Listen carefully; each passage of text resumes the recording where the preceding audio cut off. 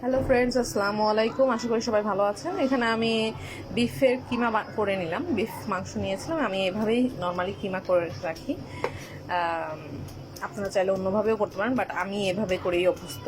So আমার কিমাটা ready হয়ে গেছে। আজকে আমি যে রেসিপিটা করব সেটা হলো টাকো, বিফ টাকো রেসিপিটা করব।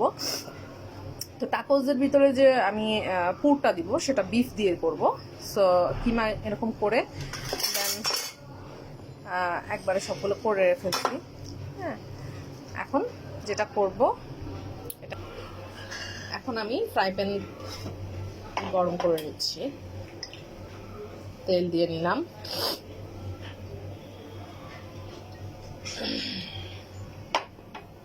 দেন ফ্রাই প্যানের মধ্যে আমি মাংসের কিমাটা আস্তে আস্তে দিয়ে দিব।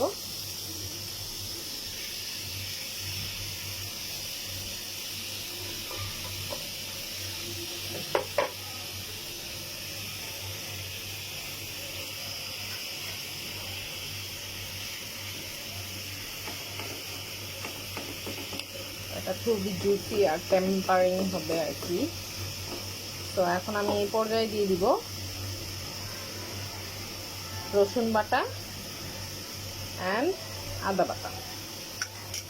টেনশনের কোনো কারণে মিক্সড হয়ে যাবে। অ্যান্ড সাদা গোলমরিচ ফাঁকি।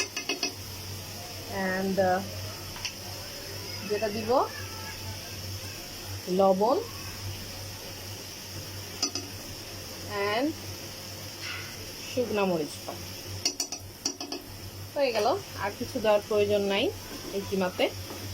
এটাকে একটু পরপর নেড়ে নেড়ে উল্টায় পাল্টায় দিলে আই থিঙ্ক কিমাটা রেডি হয়ে যাবে। সো কিমাটা রেডি হোক। সো আমি ঢাকনাটা খুলে নেই, যেহেতু একটু পানি চলে আসছে। এই পর্যায়ে আমি একটু অল্প, বেশি না, সয়া সস দিয়ে নিব। অ্যান্ড পানিটা শুকানো পর্যন্ত কিমাটা রেডি হবে না।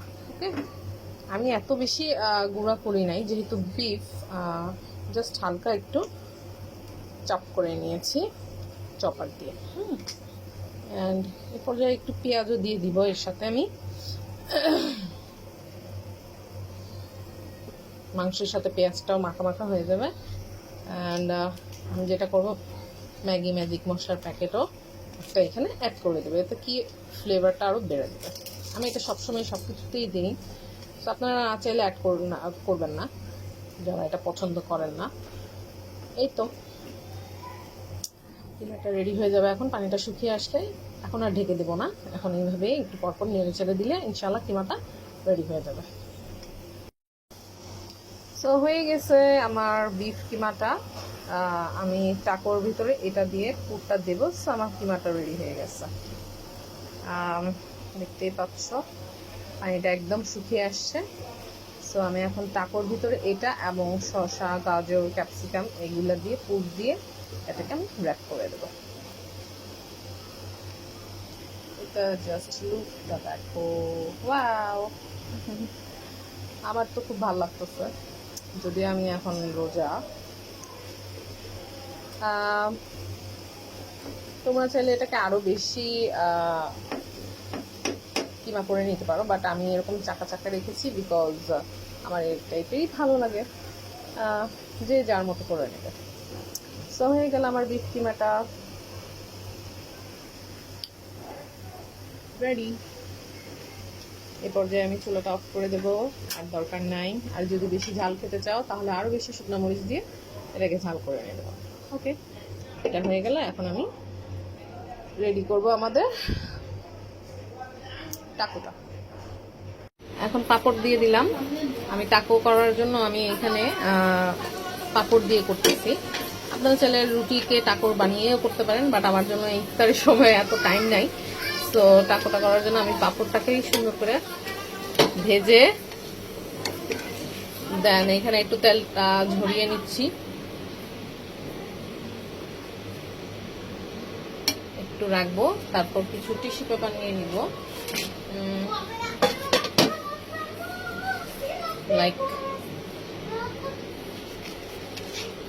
সবাই সাবধান, আমার টিস্যু পেপারটাও পুড়ে গেছে।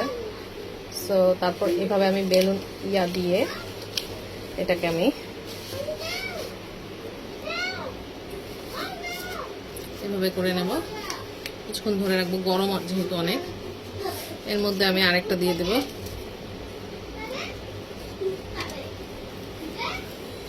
এই দেখেন এখন যেটা হয়েছে, একটু টাকো শেপ চলে আসছে। তো দেখতেই পাচ্ছেন এখানে বাকিগুলো আমি রেখেছি, বাকিগুলোও সেম ওইভাবেই একইভাবে আমি করেছি। সবগুলো এরকম ইউ শেপের মতো চলে আসছে। সি এভাবে করে রেখে দেব। সেম আবারও আরেকটা হয়ে গেছে। সো এটাকে আমি তাড়াতাড়ি নিয়ে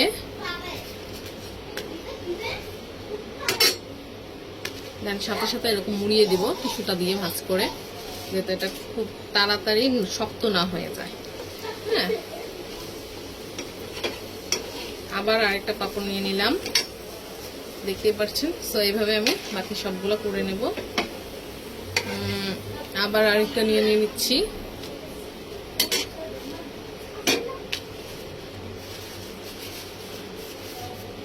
সো আমার টাকুগুলো রেডি। এখন আমি টাকুটা রেডি করব। টাকুটা রেডি করার জন্য আমি ভেতরে যেহেতু অয়েল তো তেল পাপড়ে থাকবেই। পাপড় দিয়ে খেলে কি হয়, জিনিসটা খুব মচমচে লাগে আমার কাছে। তো একটু টিস্যু দিয়ে মুছে নিলাম। এখন যেটা করব, প্রথমে চিকেন দিয়ে নিব। চিকেন না, সরি, বিফ। আজকে আমি বিফ দিয়ে করেছি, মাঝে মাঝে চিকেন দিয়েও করি। বিফ দিয়ে নিব, প্রত্যেকটাতে অল্প অল্প করে বিফ দিলাম। দেন আমি দেব একটু পেঁয়াজ,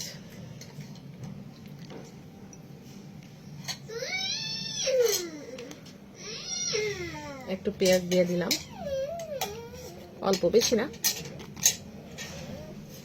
এন্ড দেব শসা,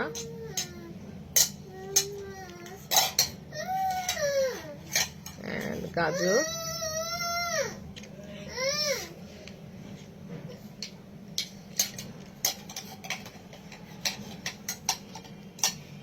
এন্ড কাঁচামরিচ অল্প দেব, বেশি না, কারণ যেহেতু আমি কিমার মধ্যে সাদা গোলমরিচ দিয়েছি। And tomato. আর যেটা না দিলেই নয় সেটা হলো মেয়ো। এর মধ্যে আমি অরিগানো দিয়ে দিছি মেয়োর মধ্যে। এন্ড দিয়েছি আপনার চিলি পেপার। সো আমি আলাদা করে আর দিলাম না এই দুটো।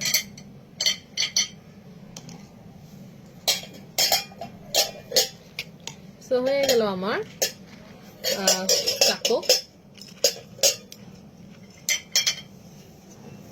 It's look yummy, you know. এটা খেতে খুবই টেস্টি হবে, যেহেতু এটা বিফ।